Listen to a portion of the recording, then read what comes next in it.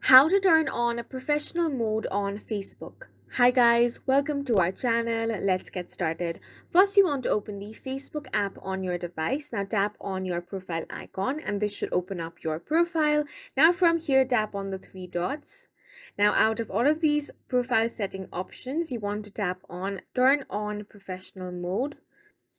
Now here you can check out the details about professional mode. So here it says once you have turned on the professional mode, you can get paid for your content, see content insight, and let more people follow you. So you simply want to tap on the turn on button.